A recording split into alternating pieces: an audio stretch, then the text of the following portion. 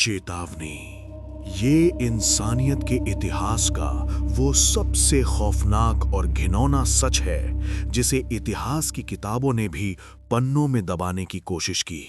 इस कहानी में अत्यधिक क्रूरता, अमानवीय यातनाओं, टॉर्चर और मानसिक खौफ का बहुत ही बारीकी से वर्णन किया गया है।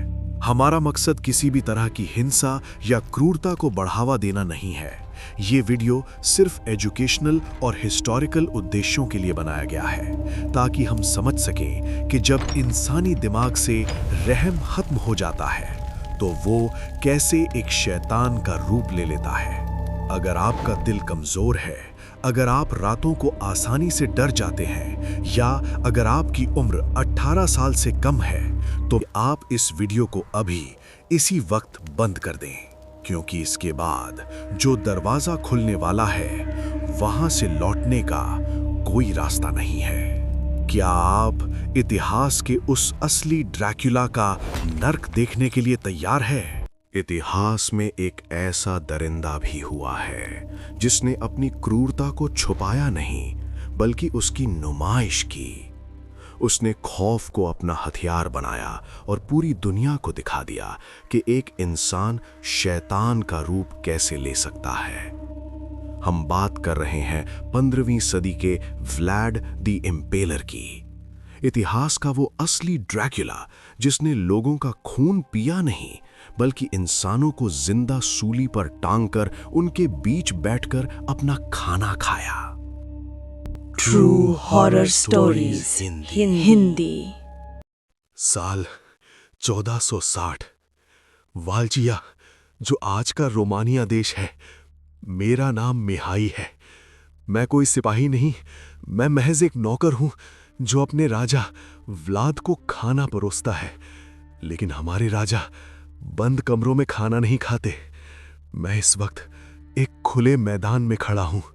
मेरे चारों तरफ जहां तक मेरी नजर जा रही है लोग हवा में टंगे हैं। उन्हें सूली पर चढ़ाया गया है।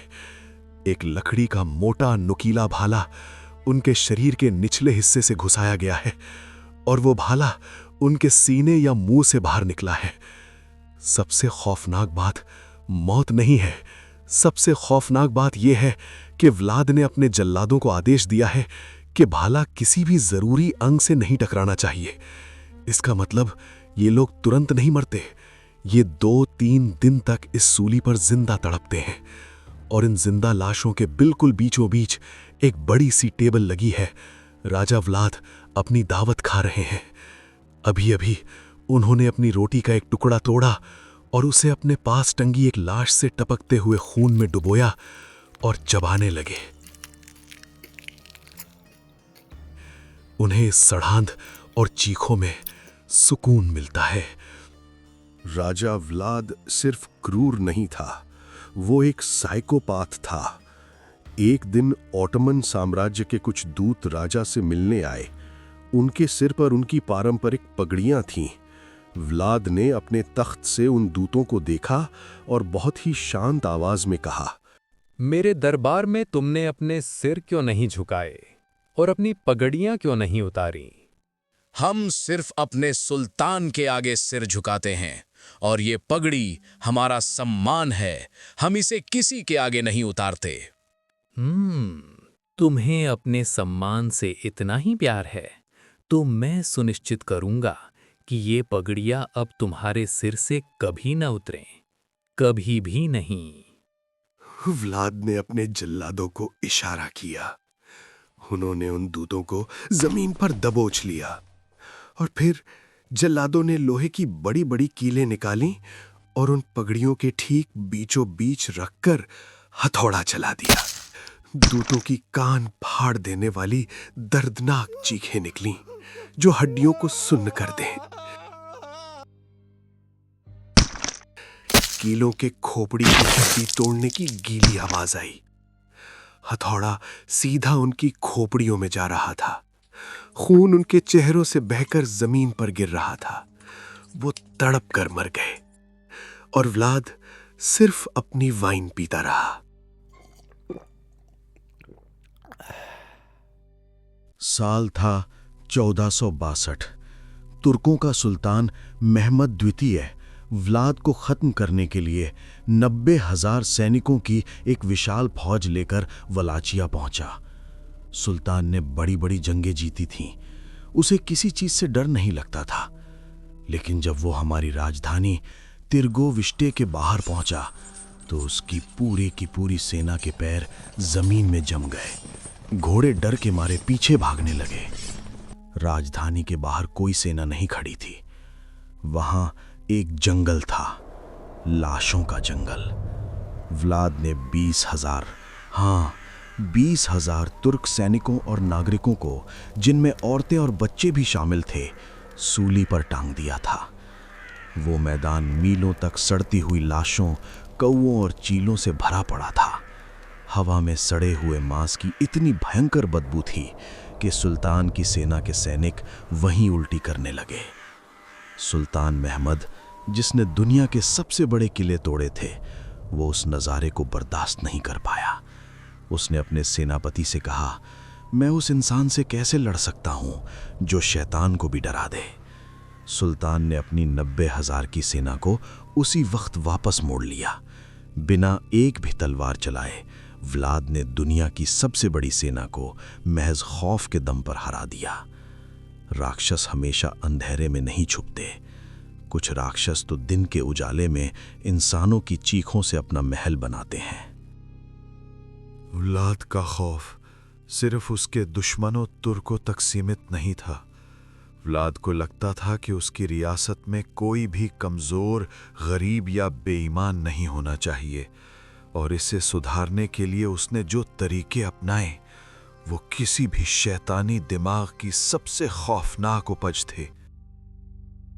राजा व्लाद ने अपनी राजधानी टार्गोविस्ट में बीचों बीच, जहां से पूरा शहर पानी पीता था, एक प्याला रखवाया था। वो प्याला शुद्ध ठोस सोने का बना था। हमारे शहर में बहुत गरीबी थी, लोग भूखे मर रहे थे, लेकिन उस फव्वारे पर रखा वो सोने का प्याला सालों तक वहीं रखा रहा। किसी ने उसे चुराने की हिम्मत तो दूर, उसे छूने तक की हिम्मत नहीं की। जानते हैं क्यों? क्योंकि व्लाद ने पूरे शहर में ऐलान करवा दिया था कि जो भी चोरी करेगा उसे सीधे सूली पर नहीं चढ़ाया जाएगा। पहले उसके परिवार की खाल उतारी जाएगी और फिर उसे वो खाल खाने पर मजबूर किया जाएगा। ईमानदारी किसी उसूल की वजह से नहीं थी, ईमानदारी उस खौफ की वजह से थी जो हमारे खून में जम चुका था। व्लाद को अपने देश में गरीबी और बीमारी से सख्त नफरत थी। उसका मानना था कि जो काम नहीं कर सकता उसे जीने का कोई हक नहीं। एक दिन उसने वालचिया के सारे भिखारियों, अपाहिजों, कोढ़ियों और बूढ़े बीमार लोगों को अपने महल के एक बहुत बड़े हॉल में दावत के लिए बुलाया।